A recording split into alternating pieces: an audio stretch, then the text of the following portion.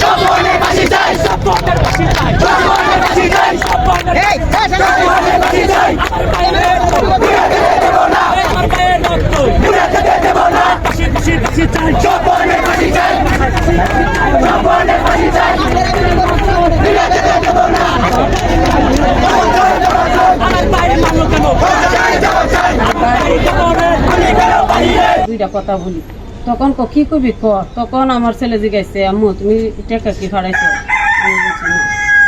তখন লয়ে যা, তখন জিজ্ঞাসা আবার যে আমার আব্বু কই? আমি বলছি তোমার আব্বু বাসায় ছিল, এখন নাই, কই জানি। তারপরে আমার ছেলে মানে এরা আলাদা ভাবে। আচ্ছা, এখন আপনি কি চাইতেছেন? আসলে কি চাইতেছেন? স্বপনের ফাঁসি। আমি ডক্টর ইউনূসের কাছে এগুলো চাই, বিচার চাই, সত্য বিচার। কিন্তু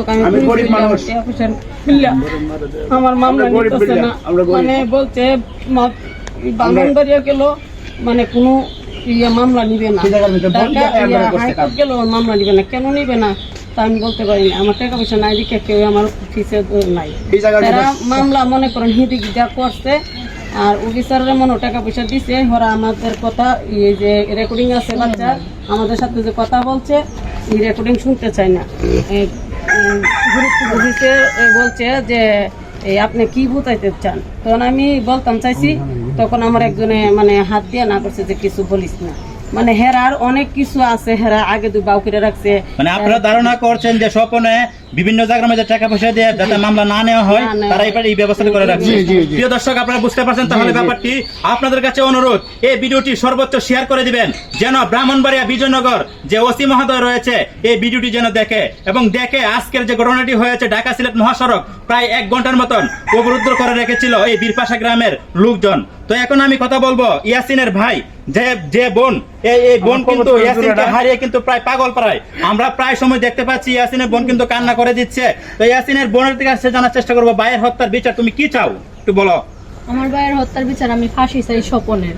ডক্টর ইউনূসের কাছে আমি বিচার চাই, জনগণের কাছে আমি বিচার চাই, আর কিচ্ছু চাই না, শুধু আমার ভাইয়ের ফাঁসি চাই। অন্য কোনো কিছুর দরকার নাই। টাকা পয়সা দিয়ে আমরা কি করবো?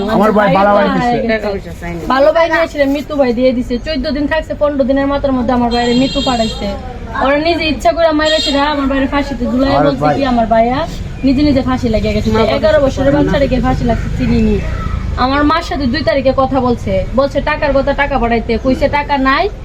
তখন আমার মা বলছে যে তোমার সুহুপারে বলো টাকা দিয়ে আসে, তোমার ফাড়াইতে আমি তোমার হুপুর কাছে টাকা দিয়ে দিব।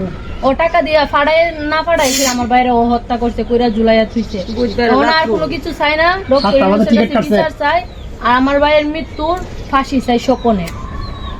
আচ্ছা, প্রিয় দর্শক, আপনারা শুনতে পেলেন যে ইয়াসিনের বোনও কিন্তু চাচ্ছে তার ভাইয়ের হত্যার ফাঁসি যেন তাড়াতাড়ি করা হয়, এবং এলাকাবাসী কিন্তু আজকে প্রায় 1 ঘন্টার মতন ঢাকা সিলেট মহাসড়কটি অবরুদ্ধ করে রেখেছিল। এবং আমরা দেখেছি ইসলামপুরের পুলিশ ফাঁড়ি থেকে পুলিশ প্রশাসন এসে কিন্তু তাদেরকে আশ্বস্ত করে গেছে যে আজকে সন্ধ্যার মধ্যেই কিন্তু তারা মামলা নিবে এবং তাদেরকে উপযুক্ত বিচার পাওয়ার জন্য ব্যবস্থা করে দিবে। তো আপনাদের কাছে একটাই অনুরোধ, আপনারা এই ভিডিওটি সর্বোচ্চ শেয়ার করে দিন, যেন বিজয়নগরের যে ওসি মহোদয় রয়েছে, যেন ওই ওসি মহোদয়ের দৃষ্টি আকর্ষণ করছি, যেন এই অসহায় পরিবারটির দিকে একটু তাকায়, যেন এই অসহায় পরিবারটি তার সুস্থ বিচারটি পায়। সবাই ভালো থাকবেন, সুস্থ থাকবেন, ভিডিওটি সবাই শেয়ার করে দিবেন। আসসালামু আলাইকুম।